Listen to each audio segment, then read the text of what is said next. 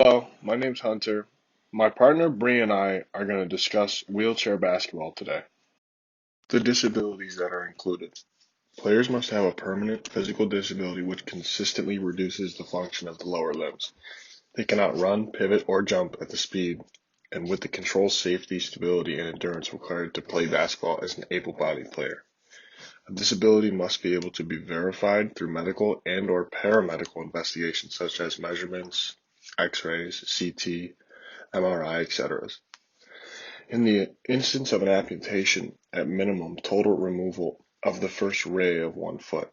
To be eligible to participate as a player without any lower extremities impairments, you must apply for consideration of eligibility to the NWBA. Classification scale of 1 to 4.5, 1 being least functional and 4.1 being the most functional, and each athlete is placed in a classification by a reviewer. Rules of wheelchair basketball. Junior prep is 13 and under, and they use 8.5-foot basket heights. Junior varsity and varsity use 10-foot basketball hoops.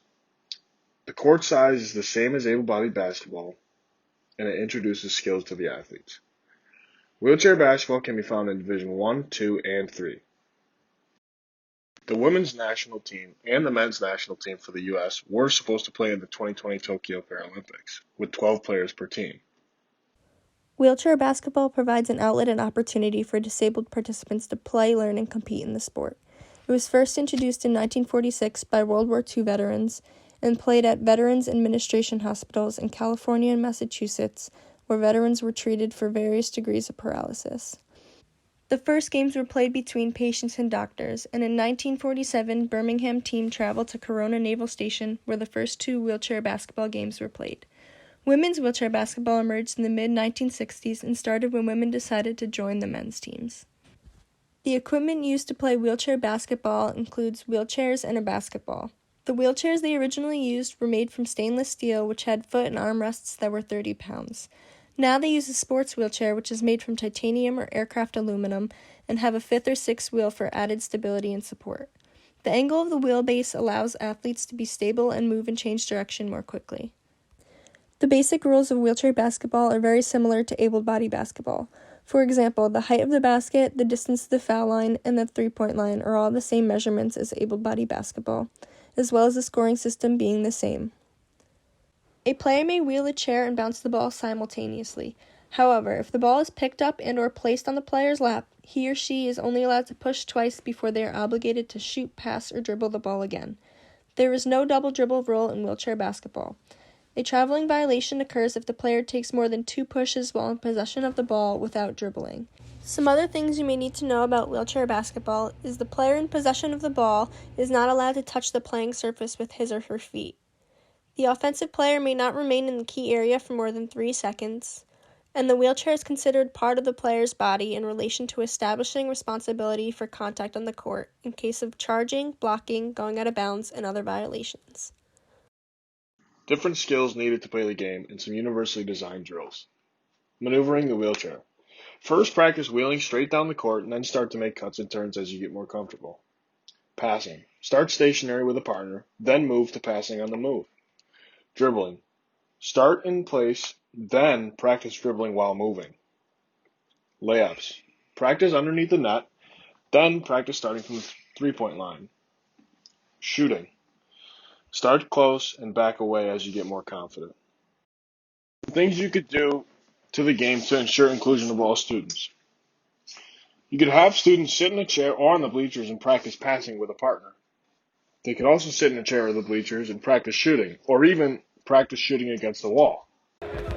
Our precision focus turns to the court now for an in-depth look at how 3-time Paralympic champion Patrick Anderson reached the Wheelchair Basketball Summit.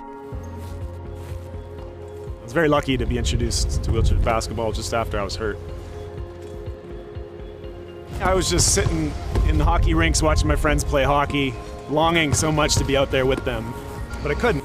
I didn't care about not being able to walk anymore. Who cares about walking? I wanted to run and jump and skate, and I couldn't do it.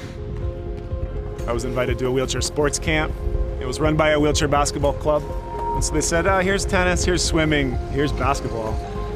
When I got on a basketball court, it just felt like suddenly I could move like I'd been given wings. I got that sense back that I'd lost in my accident.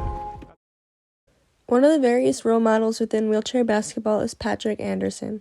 He's considered to be one of the best wheelchair basketball players in the world and one of the greatest to ever play. At the age of 9, he was struck by a drunk driver and lost both of his legs below the knee. And at the age of 10, he discovered wheelchair basketball. He eventually worked his way up to the national team in 1997 and led his team to back-to-back world championships that year as well as in 2001. In 2018, he was awarded with Wheelchair Basketball Canada Male Athlete of the Year, and as far as his Paralympic participation goes, he won gold in Sydney in the year of 2000, another gold in Athens in 2004, and a silver in Beijing in 2008.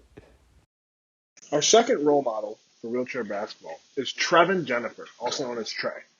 He was born with congenital amputation.